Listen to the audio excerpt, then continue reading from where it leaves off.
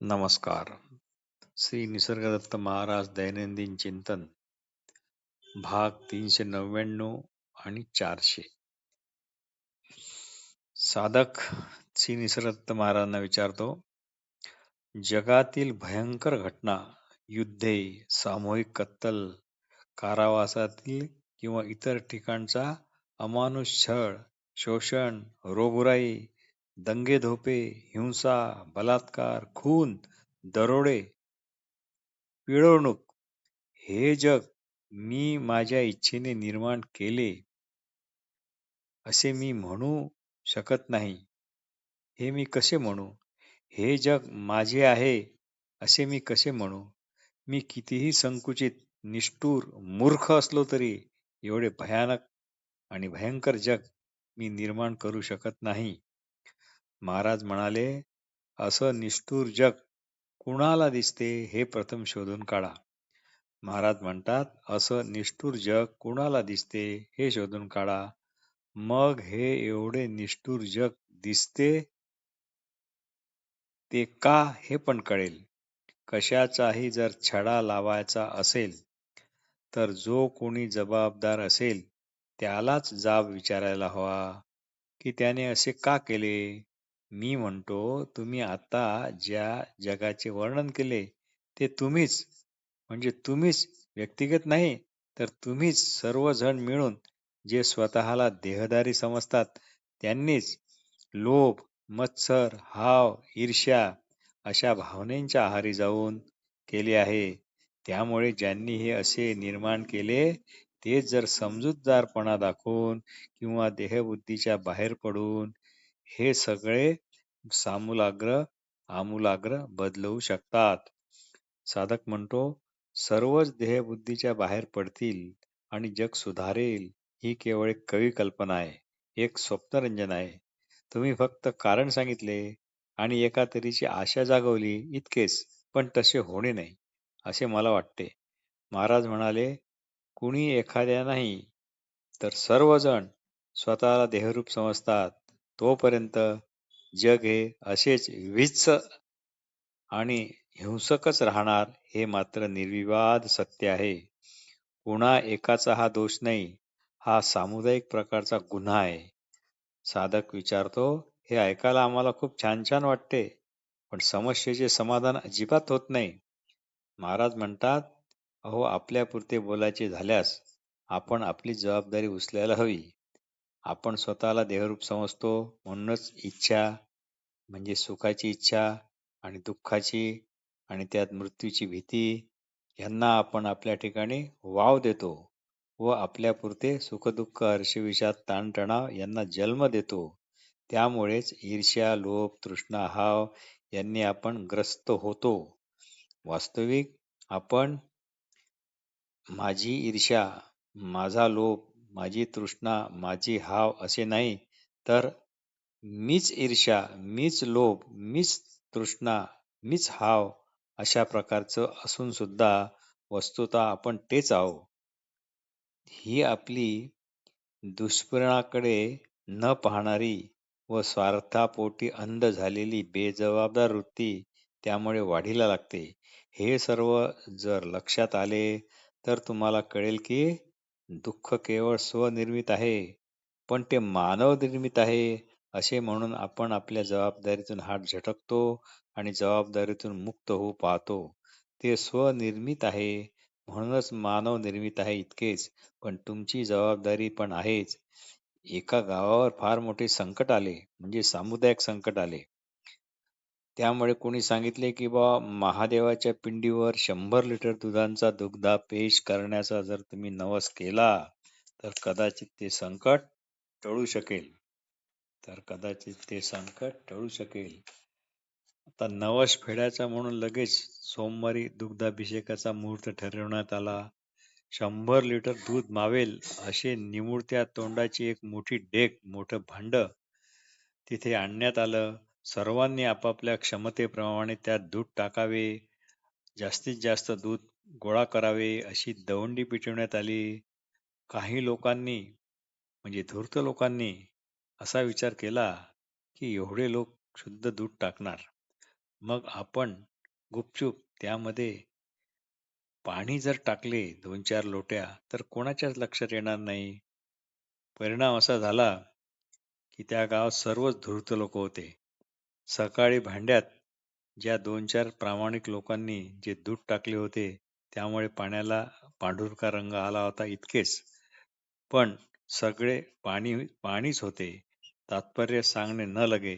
यालाच म्हणतात परिणामाकडे न पाहणारी बेजबाबदार वृत्ती.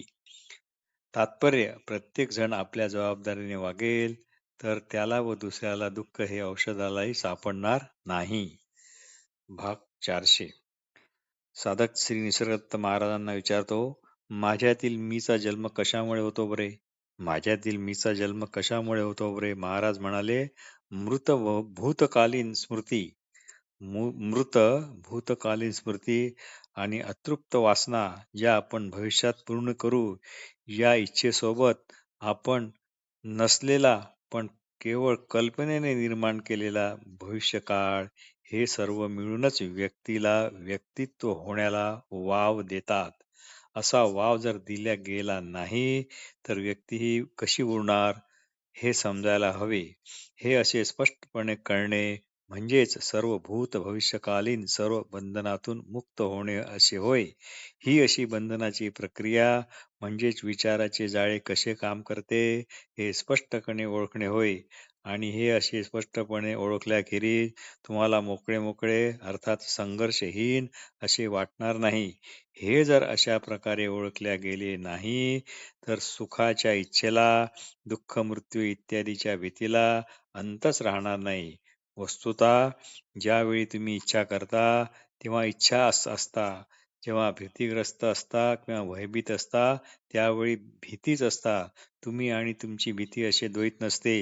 या बाबतीत आलेली स्पष्टता ही नेहमीच स्वतंत्र आणि मुक्त करणारी असते. त्यात आवड निवड नसते. जर त्यात आवड निवड असती तर त्याला स्पष्टताच म्हटले गेले नसते आणि ती स्पष्टता नसते. आपल्याला समोरचा खड्डा स्पष्ट दिसतो. त्यामुळे तुम्हाला खड्ड्यातून जाऊ का खड्ड्याच्या बाजूने जाऊ अशा दोन्हीपैकी कशाची निवड करू असा पेच निर्माण होत नाही. असा प्रश्न तुमच्या ठिकाणी येताच जर तो पेच निर्माण झाला आणि स्पष्टता असली न झाला आणि स्पष्टता असली की निवड करायची वेळच येत नाही. जे योग्य असेल तेच निवड न करता आपोआप होते. यालाच म्हणतात where there is clarity there is no choice. त्याप्रमाणे इच्छेची कारणे आणि त्याचा परिणाम, भीतीची कारणे आणि त्याचा परिणाम जर तुम्हाला स्पष्टपणे कळला नाही तर इच्छाचा, भीतीग्रस्ततेचा त्याग करण्याची प्रक्रिया पण घडणार नाही. सर्व भूतकालीन स्मृती, आठवणी, भाषेचे ज्ञान, भविष्यातील केलेल्या इच्छेचा, ध्येयाचा, महत्वाकांक्षेच्या सर्व तऱ्हेच्या भीतीच्या अर्थात काल्पनिक भीतीच्या सर्व गोष्टींना एकत्र करून चांगले मळून मळून एकजीव केलेली जे कडगोळे असते तेच कडगोळे स्वतःला व्यक्ती म्हणून मिरवते. यालाच निसर्गतत्त्वात मी अमुक अमुक आहे अशी नेहमीची दूषित जाणीव असे म्हणतात.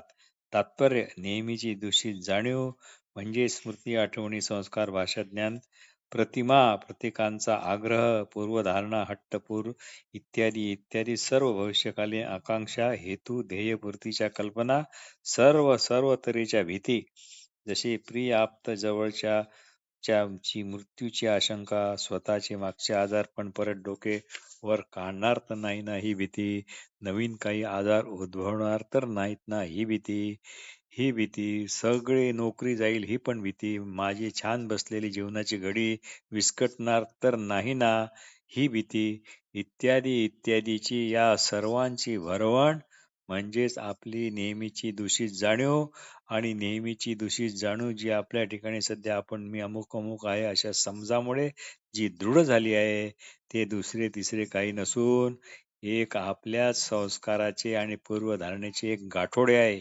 याच भरवणीचे हे गाठोडे व्यक्ती म्हणून म्हणजेच कडगोळे आणि व्यक्ती स्वतंत्रतेने ही कधीच नसते. ती भासमानच असते.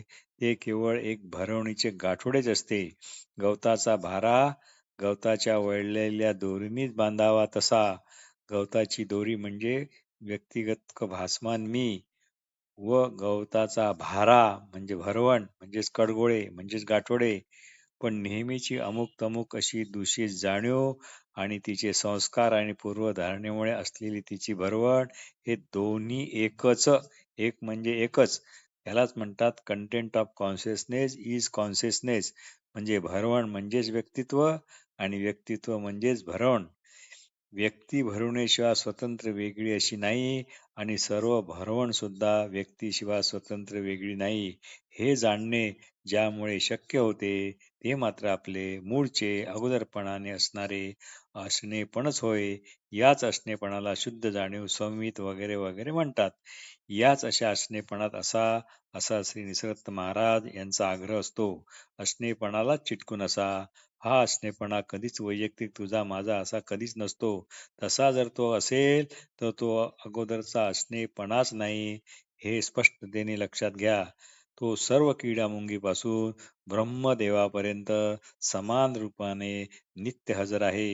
ब्रह्मा विष्णू महेश सुद्धा आपण ब्रह्मा विष्णू महेश आहोत हे सांगणे या अशा त्यांच्या मूळच्या ठिकाणी असणाऱ्या अगोदरपणाने असणाऱ्या असणेपणामुळेच त्यांना शक्य झाले आहे, असे श्री निसर्गदत्त महाराज ठासून सांगतात.